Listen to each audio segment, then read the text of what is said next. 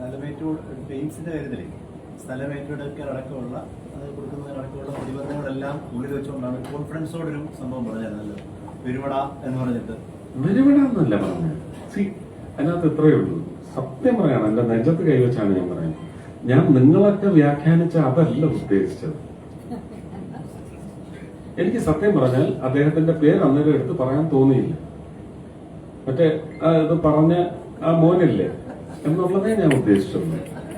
എന്റെ അമ്മ സത്യം. നിങ്ങളെല്ലാം കൂടി വ്യാഖ്യാനിച്ച് അത് അങ്ങനെ ആക്കി എടുക്കണം ഇലക്ഷൻ വരുന്നത് കൊണ്ട് എന്നൊരു വിചാരം നിങ്ങൾക്കുണ്ടായെങ്കിൽ എനിക്ക് അതിനകത്ത് എന്താണ് പരിതപിക്കാൻ സാധിക്കില്ല. എനിക്ക് എന്താണ് വേണ്ട, വീണ്ടും ഞാൻ അങ്ങനെ ഇത് ഞാൻ പുച്ഛത്തോടെ തള്ളുന്നു എന്നൊന്നും ഞാൻ പറയുന്നില്ല. അത് നിങ്ങളുടെ അവകാശം. ഇവിടെ വായിച്ച ബജറ്റിലെ 7 ഇടനാഴി പ്രഖ്യാപിച്ചു, അങ്ങനെ ഒരുപാട് സംസ്ഥാനങ്ങളുടെ പരിഗണിച്ചിട്ടുണ്ട്. പക്ഷെ കേരളത്തെ ഇക്കാര്യങ്ങളിലോ വിഴിഞ്ഞുണ്ടായിട്ട് പോലും കേരളത്തെ പാടെ ഇതിനുള്ള ഇപ്പൊ നമുക്ക് വന്ദേ ഭാരതിന്റെ സ്മൂത്ത് റണ്ണിങ് പല ഇടങ്ങളിലും 80 കിലോമീറ്ററിലേക്കും 60 കിലോമീറ്ററിലേക്കും സ്ലോ ഡൗൺ ചെയ്യുന്നതാണ്. നമ്മൾ പോകുമ്പോൾ നമ്മൾ ഒന്നുകൂടി ഫോക്കസ് ചെയ്താൽ നമുക്ക് മനസ്സിലാവും. നിശ്ചിതമായ സ്ഥലങ്ങളിൽ ചെല്ലുമ്പോഴാണ് സ്പീഡ് കട്ടാകുന്നത്.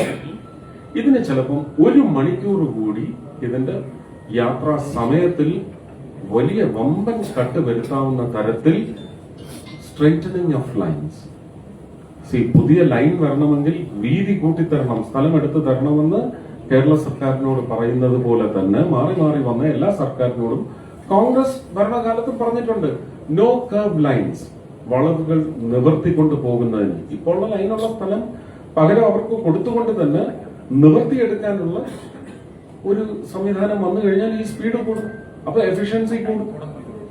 ഒരുപക്ഷെ റോഡ് അപകടങ്ങൾക്ക് പോലും ഗണ്യമായ എണ്ണക്കുറവ് വരും. ഇപ്പോ ഞാൻ നാഷണൽ ഹൈവേ കണ്ടിട്ട് ഏതാണ്ട് 1.5 വർഷമാണ്. ഞാൻ ഒരു കാരണവശാലും കൊല്ലത്തേക്ക് വരാൻ പോലും വന്ദേ ഭാരത് അല്ലാതെ മറ്റൊരു സംവിധാനം, അല്ലെങ്കിൽ കേരള എക്സ്പ്രസിൽ വരും, ചെന്നൈ മെയിൽ വരും. റെയിൽ എക്സ്പീരിയൻസ് എന്ന് പറയുന്നത് നമ്മുടെ സൗകര്യം മാത്രമല്ല, നമ്മുടെ ഒരു സൗഖ്യം കൂടി, നമ്മുടെ ഒരു ലൈഫ് സെക്യൂരിറ്റി കൂടി വർദ്ധിച്ചിട്ടുണ്ട്. ഈ